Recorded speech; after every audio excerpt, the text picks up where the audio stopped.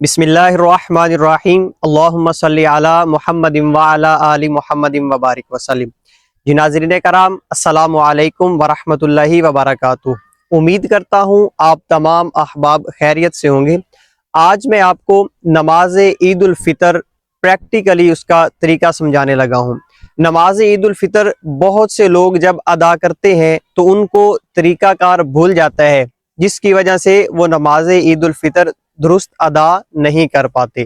تو نماز عید الفطر اس کی نیت کیسے کرتے ہیں، اس کو پڑھنا کیسے ہے، اور اس کی جو ساتھ میں زائد تکبیریں ہیں ان کو کیسے ادا کرنا ہے، تو اس کے بارے میں مکمل آپ کو ایک آسان طریقہ بتاتا ہوں۔ تو سب سے پہلے بات کرتے ہیں کہ نماز عید الفطر کی ہم نے نیت کیسے کرنی ہے۔ تو دیکھیے، نماز عید الفطر پڑھنا یہ واجب ہے، اس کی 2 رکعت ہیں۔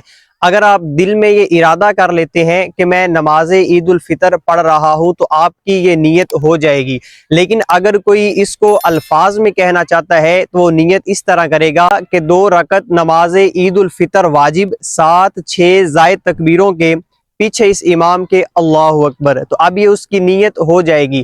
جب نیت وہ کر لے گا تو سب سے پہلے اس نے تکبیر تحریمہ کہنا ہے۔ تکبیر تحریمہ کس طرح، آئیے میں آپ کو یہ مکمل طریقہ سمجھاتا ہوں۔ تو آپ نے سب سے پہلے کرنا ہے تکبیر تحریمہ، جیسے اللہ اکبر، یوں تکبیر تحریمہ کہہ کر آپ نے ہاتھوں کو باندھ لینا ہے۔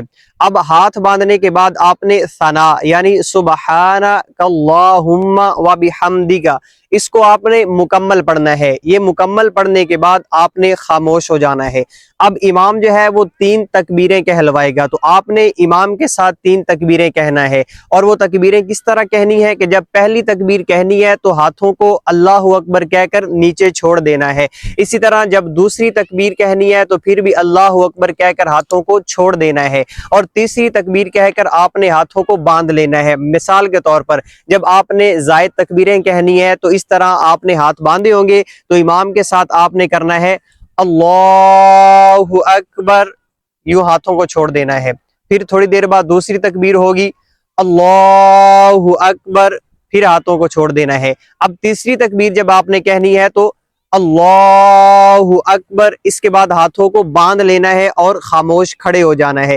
اس کے بعد امام جو ہے وہ آہستہ آواز میں تعوذ اور تسمیہ پڑھے گا اور سورہ فاتحہ کی قرات کرے گا، اور اس کے علاوہ کوئی اور سورت ملائے گا۔ تو جب امام سورہ فاتحہ پڑھ لے گا اور اس کے علاوہ کوئی اور سورت ملا لے گا تو اس کے بعد وہ رکوع میں جائے گا۔ تو جیسے رکوع میں جانا ہے تو آپ نے بھی رکوع میں چلے جانا ہے۔ مثال کے طور پر جب امام رکوع میں چلا گیا تو جس طرح بقیہ نماز میں رکوع کی تسبیح پڑھتے ہیں، آپ نے ویسے ہی رکوع کی تسبیح پڑھنی ہے، اور پھر آپ نے سجدے میں چلے جانا ہے، اور جس طرح سجدے کی تسبیح پڑھتے ہیں اس کو آپ نے پڑھ لینا ہے۔ اب جب دوسری رکعت میں کھڑے ہو جانا ہے تو آپ نے یوں ہاتھوں کو باندھ کر خاموشی سے کھڑے ہو جانا ہے، اور امام سورہ فاتحہ کی قرات کرے گا اور اس کے علاوہ کوئی اور سورت ملائے گا۔ تو جب یہ سورہ فاتحہ کی قرات ہو جائے گی، کوئی اور سورت ملا لے گا، تو اب پھر 3 تکبیریں امام نے کہنی ہے، تو آپ نے امام کے ساتھ وہ 3 تکبیریں کہنی ہے۔ اب وہ کس طرح، آپ نے یوں ہاتھ باندھے ہوں گے تو امام تکبیریں کہروائے گا، جیسے اللہ اکبر،